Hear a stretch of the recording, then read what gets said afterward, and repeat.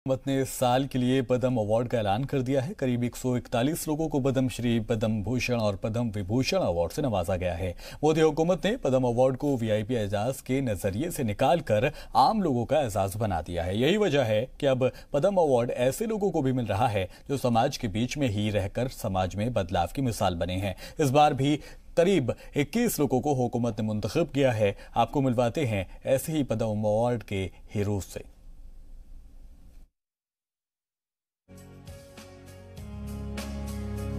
मगरिबी बंगाल के बीरभूम जिले के बोलपुर में रहने वाले लोगों को जैसे ही पता चला कि 1 रुपए में इलाज करने वाले डॉक्टर सुशोवन बनर्जी को पद्मश्री एजाज मिला है, लोगों की भीड़ डॉक्टर बनर्जी के घर उमड़ पड़ी। लोगों के घर डॉक्टर बनर्जी को मुबारकबाद देने वालों की कतार लग गई। डॉक्टर बनर्जी की पहचान बोलपुर में 1 रुपए वाले डॉक्टर के तौर पर होती है। डॉक्टर सुशोवन बनर्जी ने 1964 में बीरभूम जिले में निवेदिता सिस्टर नाम से एक क्लिनिक का आगाज किया था। इस क्लिनिक का मकसद है गरीब और बेसहारा मरीजों को कम खर्च में इलाज मुहैया कराना। कोलकाता से मेडिकल की पढ़ाई और लंदन से डिप्लोमा करने के बाद डॉक्टर बनर्जी ने अपने शहर बोलपुर को लोगों की खिदमत करने के लिए मुंतखब किया। डॉक्टर बनर्जी गुज़िश्ता 50 वर्षों से गरीब मरीजों का 1 रुपए में इलाज कर रहे हैं। उनकी इसी खिदमत को पद्म एजाज से नवाजा गया है। उधर राजस्थान के अलवर की उषा चोमर को उनकी मुल्क की खिदमत के लिए पद्मश्री एजाज के लिए मुंतखब किया गया है। अपने घर में मैला उठाने के खिलाफ आवाज बुलंद करने वाली उषा चोमर नारी शक्ति की पहचान है। उषा पहले मैला ढोने का काम करती थी, लेकिन उन्होंने सिर पर मैला ढोने के खिलाफ तहरीक खड़ी कर दी।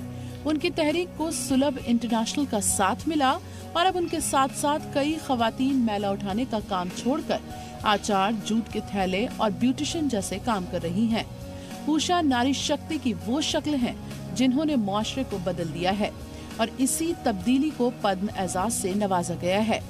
पद्म एजाज याफ्ता उषा वजीर आजम नरेंद्र मोदी के स्वच्छता अभियान की तारीफ करती हैं। तो सर ने कोई अच्छा काम करने के लिए दे तो क्या करोगे। अब देखिए इतना गंदा और घिनौना काम कौन करना चाहता, लेकिन हम लोगों की तो मजबूरी थी भाई ये काम करने की, क्योंकि पीढ़ी दर पीढ़ी काम कर रहे तो हम लोग कैसे इस काम से अलग हो सकते थे। तो वही काम हम लोग करने लगे मैला ढोने का। मैं उनके राखी भी बांध के आई 2-3 बार और प्रधानमंत्री बनने से पहले मेरी मुलाकात हुई उनसे। देश के पहले प्रधानमंत्री हैं ये गांधी जी के बाद, जिन्होंने स्वच्छ और सफाई की बात की है। उषा ने 150 से ज्यादा खवातीन को मैला ढाने के काम से बाहर निकाला और नई जिंदगी दी। ब्यूरो रिपोर्ट, जी मीडिया।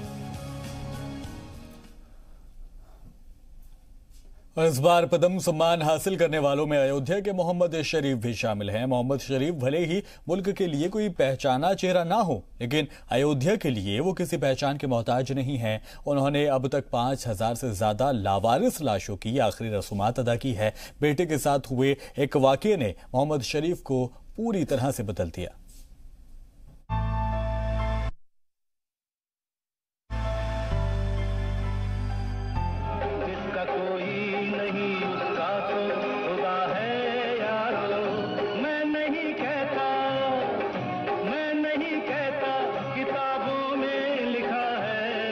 जिसका कोई नहीं, उसके लिए अयोध्या के मोहम्मद शरीफ किसी फरिश्ते से कम नहीं हैं। मोहम्मद शरीफ को लावारिसों का वारिस कहा जाता है। ऐसा इसलिए क्योंकि मोहम्मद शरीफ ने अयोध्या में करीब 5000 लावारिस लाशों की आखिरी रसूमात अदा की हैं। अयोध्या में जब भी कोई लावारिस लाश मिलती है, वहाँ अयोध्या के चाचा शरीफ पहुँच जाते हैं। उन्होंने अब तक करीब 3000 हिंदुओं का हिंदू रीति रिवाज से आखिरी रसूमात अदा की हैं। तो वहीं करीब 2500 लावारिस मुसलमानों की लाशों को कब्र में दफना चुके हैं। बगैर किसी इख्तिसादी मदद के मोहम्मद शरीफ कई बरसों से इस नेक हैं। अब मोदी सरकार ने उनके इस नेक काम को पद्म एजाज से नवाजा है। सब बोलने वाले बहुत खुश हैं, औरत बच्चे सब खुश हैं। कोई कह नहीं है कि हिंदू मुसलमान सब हैं। सब सुबह से यहाँ दूसरी जात के भी हैं, मगर सब गले लगा रहे। उन्हें एक खुशी है कि ईद के फाटक आज खिड़की लिए खुला है। पेशे से मोहम्मद शरीफ एक साइकिल मिस्त्री हैं और एक गुमटी लगाकर दूसरों की टूटी साइकिल बनाते हैं। मोहम्मद शरीफ पंचर के साथ साथ लावारिस लोगों के साथ साथ ताल्लुकात भी जोड़ते हैं। मोहम्मद शरीफ को समाज की खिदमत का जज्बा एक अफसोसनाक वाक़े के बाद आया। 20 साल पहले उनके बेटे का किसी ने कत्ल कर दिया था और पुलिस ने उनके बेटे की लाश को लावारिस मानकर डिस्पोज कर दिया था। इस दर्द को मोहम्मद शरीफ ने दिल में कैद कर लिया। दूसरों के साथ कभी ऐसा न हो, इसके लिए लावारिसों के वारिस बन गए। उसे किसी ने मार के लाइट के किनारे फेंक दिया, हमें नहीं पता चला। मैंने कसम खा लिया अयोध्या में, फैजाबाद में, किसी की मट्टी है वो मेरी मट्टी है, ना हिंदू है ना मुसलमान है, इंसान। मैं वो काम करता रहा। 3000 हिंदुओं को, 2500 मुसलमानों को अब तक काट चुके हैं। 80 साल के शरीफ आज भी यही करते हैं। सुबह होते ही निकल पड़ते हैं किसी बेसहारे को सहारा देने, जिसका दुनिया में कोई नहीं है। अस्पताल के एक वार्ड से दूसरे वार्ड घूमते हैं और जैसे ही कोई बेसहारा नजर आता है, जुट जाते हैं उसकी खिदमत में। मोहम्मद शरीफ के ऐसे जज्बे को जी सलाम का सलाम। ब्यूरो रिपोर्ट, जी मीडिया।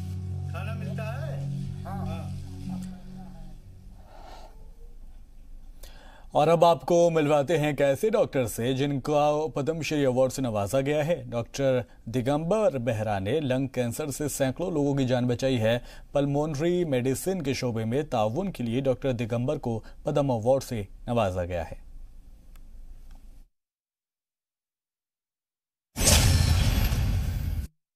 तो डॉक्टर बेहरा मेरे साथ हैं। बहुत बहुत बधाई आपको sir. Thank you very much जी। कहाँ पे सर्विसेज आपने दी हैं और ये जो अवार्ड आपको मिला है कौन स्पेसिफिक कौन सी बीमारियों का इलाज करने का? तो मेरा जो मेन फील्ड ऑफ वर्क है ये ट्यूबरकुलोसिस और लंग कैंसर के ऊपर है, और इसमें मैं कुछ थोड़ा बहुत काम किया, तो शायद इसलिए भारत सरकार ने सोचा कि मेरे को ये अवार्ड दिया जाए। और मेरे को पता नहीं है कि रियली कितना बड़ा काम है, नहीं है। सो भारत सरकार ने ये सोचा, तो इसलिए मैं बहुत बहुत आभारी हूँ इसके लिए।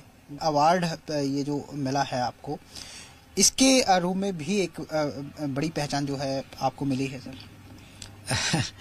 नहीं देखिए, डॉक्टर तो देखिए मेरे हिसाब से ठीक है, लोग तो कहते हैं कि डॉक्टर भगवान है, बट मैं ये नहीं सोचता हूँ। मैं सोचता हूँ तो देखो हम एक सेवक हैं, क्योंकि इनके लिए हम अच्छे डॉक्टर हो सकते हैं, हम तो बुरा भी हो सकते हैं, जो भी हैं, लेकिन वो पेशेंट को मैं सबसे बड़ा महत्व देता हूँ। की बड़ी खबर आपको बताएं, कौमी इंसानी हुकूक कमीशन पहुंची है कांग्रेस और सोनिया गांधी की क़यादत में एनएचआरसी पहुंचा है कांग्रेस का वफ्द। सीएए की मुखालफत में एहतजाज के दौरान यूपी पुलिस के गलत बर्ताव के लिए कांग्रेस का ये कदम था, और कहा यह जा सकता है कि कहीं ना कहीं दिल्ली में अपनी सियासी जमीन टटोलने की कोशिश कर रही है कांग्रेस। हालांकि चूंकि दिल्ली में वो बात नहीं दिखाई दे रही, खासकर कांग्रेस में, चूंकि मुकाबला सीधे तौर पर कहा जा रहा है कांग्रेस का नहीं बल्कि भाजपा और आम आदमी पार्टी का है, और ऐसे वक्त में एनएचआरसी का रुख करती है कांग्रेस। और सीधे तौर पर जो जिस तरह से हम देख रहे हैं कि पिछले कई महीनों से उत्तर प्रदेश में एक्टिव दिखाई दे रही हैं प्रियंका गांधी वाड्रा, वो पहुंचेंगी एनएचआरसी और वहां पर वो इस बात को रखेंगी कि कहीं ना कहीं जो इंसानी हुकूक हैं, जो बुनियादी हक हैं, उनकी अनदेखी की गई है और पुलिस कार्रवाई पर सवाल भी कई खड़े किए गए हैं। तो इसकी जो क़यादत है खुद प्रियंका गांधी वाड्रा कर रही हैं, और सीएए की मुखालफत में जिस तरह से तशद्दुद हुआ था, उसके बाद लोगों को हिरासत में लिया गया। ये तस्वीरें आप देख सकते हैं। दरअसल 4 बजे का वक्त जो था इसके लिए तय किया गया था, जिसमें ये कहा गया था कि कांग्रेस में क़यादत इस डेलीगेशन के खुद करेंगी प्रियंका गांधी वाड्रा, और अब ये पहुंची हैं एनएचआरसी के दफ्तर में और वहां पर मुलाकात की जाएगी। एक तरह से शिकायत भी की जाएगी, चूंकि पुलिस इंतजामिया पर पुलिस कार्रवाई को लेकर कई बार खासकर कांग्रेस ने इस पर सवाल खड़े किए थे।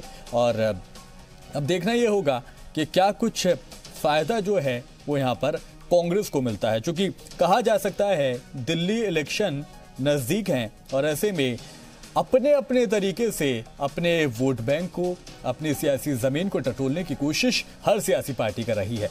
हम लगातार देख रहे हैं कि आम आदमी पार्टी लगातार रोड शो कर रही है, तो भारतीय जनता पार्टी भी पूरी तरह से एक्टिव है। खुद अमित शाह भी दिल्ली के दौरे कर रहे हैं, रैली कर रहे हैं, लोगों को खिताब कर रहे हैं। लेकिन कांग्रेस जो है वो दिल्ली में कहीं ना कहीं नदारद नजर आ रही है और पूरी तरह से जिस एनर्जी के साथ उसको होना चाहिए था वो नहीं है। शायद यही वजह है कि वो खुद को इस रेस में पिछड़ा हुआ मान रही है। लेकिन प्रियंका गांधी वाड्रा जब से जनरल सेक्रेटरी बनाई गई हैं उत्तर प्रदेश की, तब से वो पूरी तरह से एक्टिव नजर आ रही हैं। हमने ये भी देखा कि बिजनौर भी वो गई थी जब 2 लोग जो मारे गए थे, 2 नौजवान तशद्दुद के दरमियान, उनके घर वालों से उन्होंने मुलाकात की थी और उसके बाद मेरठ जाने की कोशिश भी उन्होंने की थी, क्योंकि वहाँ पर भी गिरफ्तारी हुई थी, आगजनी भी हुई थी, वहाँ पर भी लोगों के मारे जाने की खबर थी, लेकिन उनको उस दौरान रास्ते में रोक लिया गया था। उसके बाद अब एक ये कोशिश जो है वो की जा रही है और कांग्रेस ये दिखाने की कोशिश कर रही है कि जो CAA है, NRC है, वो मुल्क का मुखालिफ है, कानून ये काला है, लिहाजा इसकी मुखालफत कांग्रेस पार्टी करती है। और इसीलिए आज ये कौमी इंसानी हुकूक कमीशन पहुंची है कांग्रेस और इस डेलीगेशन में कांग्रेस के कई, खासकर उत्तर प्रदेश के कई बड़े लीडर जो हैं इसमें शामिल रहे हैं। आप देख सकते हैं प्रियंका गांधी वाड्रा, साथ में राहुल गांधी भी उनके साथ मौजूद दिखाई दे रहे हैं। ये वो तस्वीरें हैं जब ये कौमी इंसानी हुकूक कमीशन के दफ्तर पहुंची हैं और कई सवाल लेकर ये पहुंची हैं। सबसे बड़ा सवाल पुलिस कार्रवाई को लेकर उठाया है कांग्रेस ने। हालांकि अपोजिशन पार्टियों ने इसको लेकर कई सवाल खड़े किए हैं, लेकिन अब ये देखना होगा कि इसके बाद क्या कुछ एक्शन लिया जाता है या कुछ फायदा कांग्रेस को यहाँ पर मिलता है या नहीं। तो ये वो तस्वीरें हैं जहाँ पर कांग्रेस का डेलीगेशन मुलाकात करने के लिए पहुंचा है कौमी इंसानी हुकूक के दफ्तर और वहाँ पर ये बातें रखी जाएंगी कि जो उत्तर प्रदेश में तशद्दुद हुआ था, उसमें जो लोग मारे गए और उसमें के बाद जो धरपकड़ जो हुई, लोगों को उठाया गया, लोगों को गिरफ्तार किया गया, कुछ नामजद किए गए और कुछ लोगों को गिरफ्तार तभी कर लिया गया। उसके बाद जो एक्शन लिया गया है उस एक्शन पर, पुलिस के एक्शन पर सवाल खड़े किए गए थे और उसी को लेकर अब ये यहाँ पहुंचे हैं। हम मानवाधिकार आयोग में इस वक्त और यहाँ राहुल गांधी, प्रियंका गांधी, सलमान खुर्शीद, मीना जितिन प्रसाद, राजू शुक्ला के नेता पहुंचे हैं। वो अपनी बात रखने के लिए साफ तौर पे प्रियंका गांधी जो लगातार लड़ाई लड़ रही उत्तर प्रदेश में, जगह लड़ाई लड़ रही है, दलितों की लड़ाई लड़ रही है, जैसे कांग्रेस पार्टी कह रही है, आज ये लोग तमाम लोग पहुंचे हैं। CAA का विरोध कर रहे उत्तर प्रदेश में जो लोग थे उनके ऊपर पुलिस ने मैन हैंडलिंग की, पुलिस ने सख्त कार्रवाई की, उसके खिलाफ। तो कौमी इंसानी हुकूक कमीशन के दफ्तर पहुंचा है कांग्रेस का डेलीगेशन। राहुल गांधी भी मौजूद हैं, साथ ही साथ प्रियंका गांधी वाड्रा जो कि इस डेलीगेशन की क़यादत कर रही हैं।